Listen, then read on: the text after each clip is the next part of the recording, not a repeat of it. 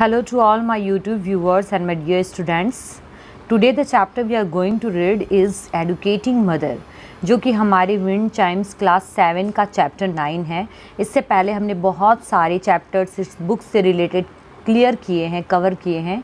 अगर आपने नहीं देखा है then go visit my page and search for the videos. आपको ऑलमोस्ट सारे वीडियोज़ इस चैप्टर से, इस बुक से रिलेटेड मिल जाएंगे। और इस चैप्टर को शुरू करने से पहले let me tell you the story of this chapter. इस स्टोरी में ग्रैंड मदर, ये ग्रैंड मदर है और ये अपनी बेटी को, जो कि ये मदर है कुछ बच्चों की और कुछ इसके नीस या फिर कुछ रिलेटिव्स हो सकते हैं, तो ग्रैंड मदर अपनी बेटी को बोलती है कि तुम बच्चों को स्टोरी सुना दो।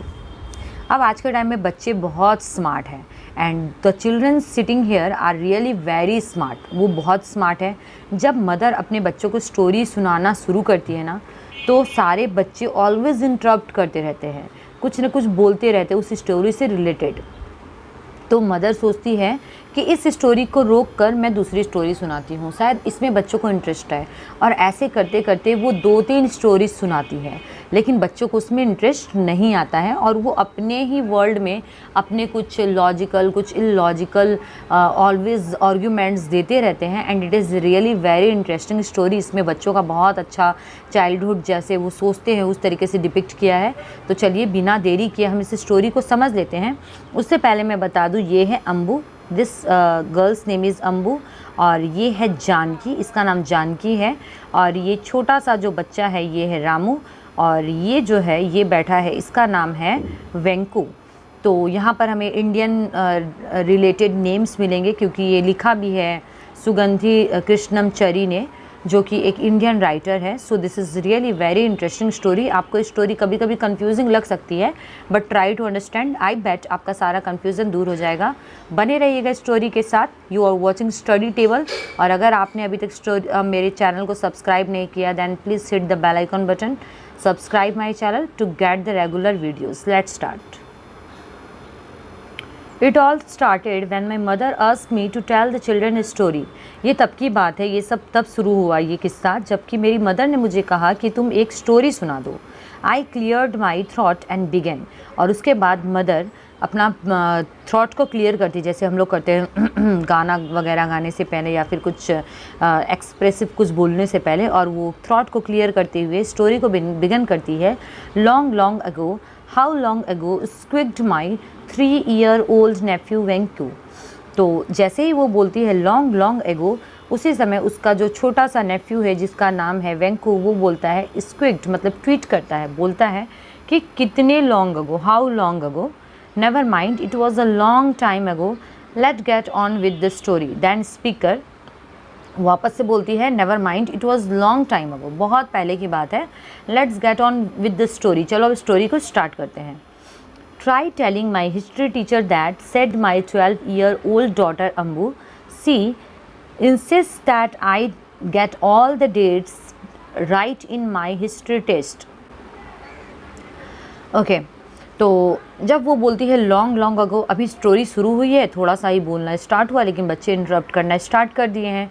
तो पहले तो बोला 4-year-old वेंकू ने, 3-year-old वेंकू ने, और अब अम्बू बोलती है कि मेरी हिस्ट्री टीचर को आप ऐसा बोल के देखना कि लॉन्ग लॉन्ग अगो, बिकॉज मेरी हिस्ट्री टीचर क्या बोलती है, insist that I get all the date right in my history test. मैं अपने हिस्ट्री टेस्ट में क्या करती हूँ, ऑलवेज राइट डेट्स देती हूँ। तो ये लॉन्ग लॉन्ग अगो वाला कंसेप्ट तो मुझे समझ में नहीं आया, ऐसा अम्बू ने कहा।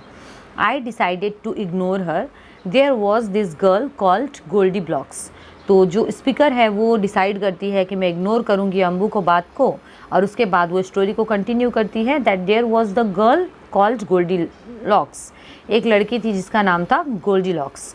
The name parents come up with muttered Ambu.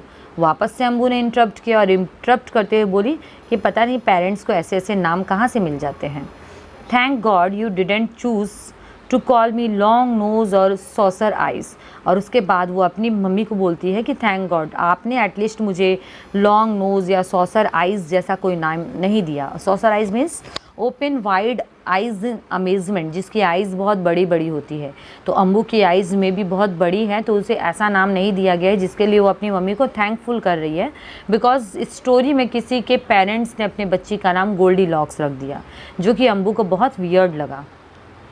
Mother वापस अपनी स्टोरी को कंटिन्यू करती है। Goldilocks decided to go for a long walk. Goldilock decide करती है कि उसे लॉन्ग वॉक पे जाना है। Did she have a weight problem, asked my 4 year old son Ramu.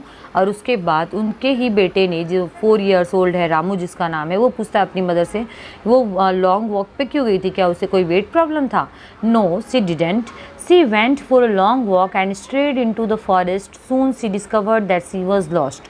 और फिर वापस से मदर इग्नोर करते हुए बोलती है ऐसा कोई प्रॉब्लम नहीं था, लेकिन वो गई थी लॉन्ग वॉक पे। स्ट्रेड मीन्स होता है moved away from a familiar place, और जो प्लेसेस को वो जानती से वहाँ से वो आगे बढ़ गई, और वो उसके बाद में पता चलता है कि वो उस जंगल में खो गई है। If she had a cell phone, she could have called her mother, said my 6-year-old niece Janaki. अब जानकी बोलती है कि काश गोल्डी लॉक्स के पास सेल फोन होता, जिससे कि वो अपनी मम्मी को फ़ोन कर पाती और बोल पाती कि मैं यहाँ पर हूँ, आके मुझे पिक कर लो। Don't be stupid, they had no cell phones in those days, said Ambu. और जानकी की इस बात पे अम्बू बोलती है कि तुम कितने स्टूपिड हो, ऐसी स्टूपिड बातें मत करो, बिकॉज कभी भी उस टाइम में सेल फोन्स नहीं हुआ करते थे। It was that long ago, exclaimed Janki, as if the pre-cell phone era belonged to the antediluvian days. Then Janaki बोलती है अच्छा, तब ये इतने पहले टाइम की बात है। और वो बोलती है मतलब प्री सेल एरा, जब सेल नहीं निकला था, तब शायद वो टाइम होगा जब एंटीडाइल्यूवियन डेज होंगे। एंटीडाइल्यूवियन डेज होते हैं, this is a biblical term, ये बाइबल से लिया गया है। ये उस टाइम को, उस पीरियड को इंडिकेट करता है जब नोआ में फ्लड आया था। The poor thing came to a cottage that belonged to the 3 bears. तब वो poor thing, it means Goldilocks, कहाँ पहुँच जाती है? एक कॉटेज में पहुँच जाती है जहाँ पे 3 bears रहते हैं। She was so hungry that she made straight for the dining room. और वो इतनी हंग्री रहती है, इतनी भूखी रहती है कि वो सीधे डाइनिंग रूम की तरफ चली जाती है। There on a table were 3 cups of porridge. और वहाँ पर जब डाइनिंग रूम में वो पहुँचती है तो वो देखती है कि वहाँ पर 3 कप्स ऑफ पॉरिज रखे हुए। Porridge is a type of dish, खाने की एक डिश होती है। She had a sip from father bear's cup, और वो फादर बियर्स के कप में से एक सिप ले लेती है, उसको खा लेती है। इट वॉज टू हॉट, जो बहुत गर्म रहता है। Mother bear's porridge was too cold, और मदर बियर का जो पॉरिज रहता है वो बहुत कोल्ड रहता है। But the porridge in baby bear's cup was just right. तो उसे लेकिन बेबी बियर के कप वाला जो पॉरिज रहता है वो ठीक लगता है, ना ज़्यादा गर्म ना ज़्यादा ठंडा, और वो उसको ले लेती है। So she drank the baby bear's porridge, और इसीलिए वो बेबी बियर के पॉरिज को पी लेती है उठा के। Actually I think Goldilock is a murder mystery, said Ambu. अब मम्मी इतना स्टोरी बता ही रही थी, उसी में बीच में अम्बू इंटरप्ट करते हुए बोलती है कि मुझे लगता है ये एक मर्डर मिस्ट्री है। Her reading consisted of a staple diet of thrillers and romances, and her thoughts tended towards the macabre. Macabre means होता है फियरफुल। तो उनका जो रीडिंग का जो स्टाइल था उसमें बहुत थ्रिलर्स थे, रोमांसेस थे, और उसे ऐसा लगता है कि ये बहुत फियरफुल होगा। This was too much even for me, indulgent mother thought I was. तो अम्बू ऐसा बोलती है कि मर्डर मिस्ट्री है, तो काइंड मदर को भी इस बात पे गुस्सा आ जाता है। A murder mystery, how can you be so stupid. तब मदर बोलती है कि तुम कैसे बोल सकती हो कि मैंने ये एक मर्डर मिस्ट्री सुनाई है, क्या मैं बच्चों को कभी मर्डर मिस्ट्री सुनाऊंगी? Well how do we know it wasn't murder mystery. तब अम्बू बोलती है तो हमें कैसे पता चलेगा कि ये मर्डर मिस्ट्री नहीं है। I have only heard your version of it, मैंने तो सिर्फ वही सुना है, हम सब तो सिर्फ वही सुन रहे हैं जो आप बोल रही हो। How do I know you haven't edited out all the interesting bits simply because you don't approve of murder stories. हम ये कैसे मान लें कि आपने कोई भी इसमें एडिट नहीं किया, इट मीन्स कहानी को मॉडिफाई करके नहीं बनाया है, और इसे इंटरेस्टिंग बनाने के लिए आपने ऐसा नहीं किया है, बिकॉज आपको वैसे भी मर्डर मिस्ट्रीज पसंद नहीं है। I think Goldilocks was an heiress. The house in the forest belonged to the person who stood inherit the property if she died. और उसके बाद अम्बू कंटिन्यू करती हुई बोलती है कि मुझे तो लगता है ये गोल्डीलॉक्स जो है वो ज़रूर हेयरस होगी। हेयरस मीन्स होता है जैसे फादर एंड मदर के बाद जो बच्चे हैं उन्हीं को प्रॉपर्टी मिलती है, तो गोल्डीलॉक्स अपने पेरेंट्स की एकमात्र बच्ची होगी और उसे ही वो प्रॉपर्टी मिलनी होगी। लेकिन वो पर्सन गोल्डी लॉक अगर मर जाए तो उसे वो प्रॉपर्टी मिल जाएगी और इसीलिए वो उसे मारना चाहता होगा जो फॉरेस्ट में उसे मिला।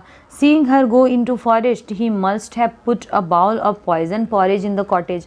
और उस पर्सन ने जब देखा कि वो गोल्डी लॉक फॉरेस्ट में जा रही है तो उसने ज़रूर उसके पॉरेज में पॉइजन मिला दिया होगा। She must have drunk the porridge and died, और वो पी के उसको ज़रूर मर जाएगी। The bears are only your invention, और आप जो बियर्स के बारे में बता रहे हो ये सब आप ही का इन्वेंशन है। तो आप देख रहे हो अम्बू कितने स्मार्ट है और वो खुद से एक स्टोरी बना दे रही है। एंड सच पूछो तो अम्बू की स्टोरी मदर की स्टोरी से ज़्यादा इंटरेस्टिंग है। The little ones were drinking in her words with awe. जो छोटे बच्चे थे बाकी के वो बहुत मतलब वंडर के साथ, वॉ मीन्स वंडर, वंडर के साथ उसकी स्टोरीज़ को सुनते हैं जो अम्बू बोलती है। क्लियरली हर वर्जन एक्साइटेड दे मोर देन माइंडेड, और उसका जो वर्जन था डेफिनेटली मम्मी के वर्जन से बहुत अच्छा था। Goldilocks was not the right choice, I would tell them some other story. तब मदर सोचती है कि शायद गोल्डी लॉक्स का जो स्टोरी सुनाने का मैंने चॉइस लिया है ये मेरा राइट चॉइस नहीं है, मुझे कुछ और स्टोरी बच्चों को सुनानी होगी। I begin the story of red riding hood, और उसके बाद उसने रेड राइडिंग हुड की स्टोरी को शुरू किया। Red riding hood Red Riding Hood took a basket full of cakes and went off to visit her grandmother who lived all alone in a forest. Then mother एक नई story सुनाती है पुरानी story को बंद करके, और वो बोलती है कि रेड राइडिंग हुड नाम की एक लड़की थी जो कि एक बास्केट फुल ऑफ केक लेकर अपनी ग्रैंड मदर से मिलने गई थी, और उसकी ग्रैंड मदर पूरी अकेली फॉरेस्ट में रहती थी। अब रेड राइडिंग हुड की स्टोरी शुरू ही हुई थी कि उस पर जानकी का रिएक्शन आता है। Human student encroach on forest land. Encroach means होता है इंट्रूजन, लाइक ज़बरदस्ती घुस जाना। तो वो बोलती है कि ह्यूमंस को फॉरेस्ट लैंड में ज़बरदस्ती नहीं जाना चाहिए। On the way red riding hood met a wolf and told it where she was going. और एज़ यूजुअल मदर अपनी वही बाकी बातों को इग्नोर करते हुए स्टोरी को आगे बढ़ाती है और बोलती है कि रेड राइडिंग हुड को रास्ते में एक वुल्फ मिलता है जिसे वो अपनी पूरी बात बताती है कि वो कहाँ जा रही है। The wolf took a short cut to her grandmother's house and frightened off the old lady. और उसके बाद वुल्फ एक शॉर्टकट लेता है और रेड राइडिंग हुड से पहले पहुंचकर रेड राइडिंग हुड की ग्रैंड मदर को फ्राइटेंड डरा देता है। The wolf then dressed in grandmother's clothes. Presently red riding hood arrived. और उसके बाद वुल्फ ग्रैंड मदर्स के क्लोथ्स का अपीयरेंस ले लेता है, वैसे ही कपड़े पहन लेता है, और उसी समय रेड राइडिंग हुड भी वहाँ पहुँच जाती है। She looked at the wolf and said grandma why are your ears so big. और उसके बाद पहुँचने के बाद वो अपनी ग्रैंड माँ को बोलती है grandma why your ears are so big, आपके कान इतने बड़े क्यों लग रहे हैं। Ambu snorted if one of us had mistaken a wolf for grandma we would have been eaten by grandma even if the wolf had spared us. उसके बाद Ambu snorted means making a sound through the nose. वो nose से खराटे लेते हुए ऐसा दिखाती है कि जैसे उसको नींद आ रहा है, और वो बोलती है कि अगर हमने अपने ग्रैंड माँ को उल्फ समझ लिया होता तो हमें उल्फ भले ही छोड़ देता, बट हमें ग्रैंड माँ कभी नहीं छोड़ती और हमें खा जाती। Even the youngest was shaking his head in disbelief. Grandmas don't like wolves, do they?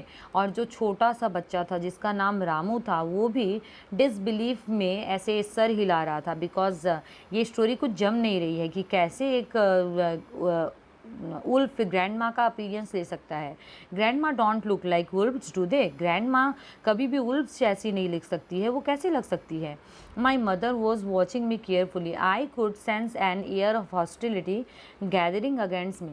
और अब तो उसकी मदर भी उसे एक एयर ऑफ हॉस्टिलिटी मतलब अनफ्रेंडली नज़र से देख रही थी कि ये तुम कैसी स्टोरी सुना रही हो बच्चों को। Of course, grandmothers don't look like wolves. Forget Red Riding Hood. I tell you the story of Cinderella. तो उसके बाद मदर बोलती है कि हाँ सही बात है, ग्रैंड मदर्स कभी भी वुल्फ्स जैसी नहीं लग सकती। छोड़ो रेड राइडिंग हुड की स्टोरीज़ को छोड़ो, मैं तुम्हें सिंड्रेला की स्टोरी सुनाती हूँ। Oh mother, not the simpering idiot who waited all her life for prince charming to save her. Then उसमें सारे बच्चों में से एक बोलता है, अम्बू ही बोलती है कि प्लीज़ मुझे वो सिम्पेयरिंग फुलिस स्टोरी नहीं सुननी है जिसमें कि सिंड्रेला पूरे लॉन्ग लाइफ चार्मिंग प्रिंस का इंतज़ार करती है कि वो आके उसे बचा ले। She could have escaped her mother step mother by getting her self a good education and job. Ambu बोलती है कि वो अपने स्टेप मदर से पीछा छुड़वा सकती थी अगर वो अच्छा एडुकेशन ले लेती और उसके बाद एक अच्छा जॉब ले लेती। How could she have gone to school when she was made to do all the housework by her stepmother। तो आफ्टर दैट उसकी मदर बोलती है कि कैसे जा सकती है स्कूल जब उसको स्टेप मदर जो भी काम बोलती है तो उसे घर का सारा काम करना होता था। I had her there, she could have gone to night school and anyway mother why are all the draft persons in your stories girls. Then Ambu बोलती है कि क्यों नहीं जा सकती थी, वो नाइट स्कूल में भी तो एडमिशन ले सकती थी। उसके बाद वो अपनी बात को खुद काटते हुए बोलती है कि why are all the draft persons in your stories girls. अच्छा, आप मुझे एक ये बात बताओ कि आपके स्टोरीज़ में जितनी भी गर्ल्स होती है वही सिली क्यों होती है, बॉयज़ सिली क्यों नहीं होते हैं। जैसे आपने रेड राइडिंग हुड की स्टोरी बताया तो उसमें भी गर्ल्स सिली थी, सिंड्रेला की स्टोरी उसमें भी गर्ल सिली है, गोल्डी लॉक्स की स्टोरी थी वो भी उसमें भी गर्ल ही सिली है। Who rot this stories with gender bias. अब वो बोलती है कि अम्बू अस्क इंडिग्नेंटली, अम्बू बहुत गुस्सा होकर पूछती है कि ये सारी जेंडर बायस स्टोरीज आखिर लिखी किसने है। जेंडर बायस मीन्स पार्शियलिटी, जब अनफेयर ओपिनियन अगेंस्ट और फॉर अ जेंडर, जब जैसे होता है ना लड़कियों को प्रेफरेंस देना या लड़कों को ही देना, तो जेंडर के अकॉर्डिंग जब हम किसी प्रेफरेंस देते हैं या किसी एक को पुश बैक करते हैं, पीछे रखते हैं, तब उसे जेंडर बायस बोलते हैं। It was difficult enough trying to keep 3 children out of mischief by telling them stories and then mother, जो कि स्पीकर है यहाँ पे, वो बताती है कि ये बहुत मुश्किल था कि तीनों बच्चों को स्टोरीज़ बोलकर उन्हें मिसचीफ करने से रोका जाए, मतलब नॉटीनेस करने से, शैतानी करने से रोका जाए। It didn't help me if one had to be political correct too. I had to think of a story where the protagonist was male and preferably daft. Then mother says that मुझे सच में कोई ऐसी story खोजनी थी जहाँ पर protagonist, it means actor, main character of the story is the male character and who is draft, जो कि सच में पुलिस हो। तब जाकर मैं उसके ये जो पॉलिटिकली जो उसने एक रीज़न रखा था उस रीज़न को मैं रोक सकती थी। What about Jack and beanstalk. Then mother बोलती है कि अच्छा, जैक एंड बीनस्टॉक की स्टोरीज़ कैसी रहेगी। I have heard that one, said Ramu, that's the one where Jack plants a seed and a very very tall plant grows from it overnight. और उसके बाद रामू बोलता है कि आप जैक एंड बीनस्टॉक की स्टोरी के बारे में बात कर रहे हो, मुझे वो स्टोरी नहीं सुननी। ये वही स्टोरी है ना जहाँ पर जैक एक सीड डालता है ज़मीन में और रातों रात एक बहुत बड़ा पेड़ उसमें से उगाता है। Did Jack use a genetically modified seed अस जानकी। तो जानकी बोलती है कि क्या जैक ने किसी मॉडिफाइड सीड का यूज़ किया था। It was no use. I had to think of something else. What about the old story of Patala by Ravi, where man wears magic slippers that takes him whenever he wants to go? Then mother says कि ये भी किसी काम का नहीं रहा। Then मैंने बोला कि तुम लोगों को, अच्छा तुम लोगों ने वो सुनी है story, old story of Patala by. Then mother says कि ये भी किसी काम का नहीं है, मेरी तो ये ट्रिक भी काम नहीं आई। तब वो बच्चों से पूछती है कि अच्छा तुम्हें वो स्टोरी कैसी लगती है, old story of Patala by Ravi. क्या मैं वो स्टोरी सुनाऊं जिसमें कि एक मैन रहता है, वो मैजिक स्लीपर्स पहनता है और उसे जहाँ जाना हो वो वहाँ पहुँच जाता है। हाउ वेयर दो स्लीपर्स प्रोपेल्ड आस्क वैंकू। देन वैंकू बोलता है कि स्लीपर्स कैसे चल सकते हैं, चलने वाले स्लीपर्स कैसे हो सकते हैं। What kind of fuel did he use ask Ramu. I fled. और उसके बाद वैंकू के ऐसा बोलने पर रामू पूछता है कि वो किस तरीके का फ्यूल डालता था उस स्लीपर्स में जो वो स्लीपर्स चलते थे। और उसके बाद ममा बोलती है आई फ्लैट। मैं उनकी ये सारी बातें वो आपस में उलझ गए और मैं वहाँ से धीरे से खिसक ली, मतलब वहाँ से चलती बनी। तो this was the story by Suganthi Krishnamachari. बहुत ही इंटरेस्टिंग स्टोरी है, थोड़ी सी कंफ्यूजिंग शुरू में लगती है लेकिन रियली बहुत अच्छी स्टोरी है। Want to learn any lesson, any story, any poem, then to comment in the comment sections below. मैं ज़रूर उस चैप्टर के ऊपर वीडियो बनाऊंगी एंड आई होप आपको इस वीडियो से थोड़ी बहुत हेल्प मिला होगा, जिससे कि आपको ये चैप्टर समझने में थोड़ी सी आसानी हुई होगी। If this video is helpful to you then please do comments, let me know, it will be very inspiring for me. Thank you so much for watching Study Table. Keep watching Study Table and hit the bell icon button, subscribe, share and support my channel. Thank you so much.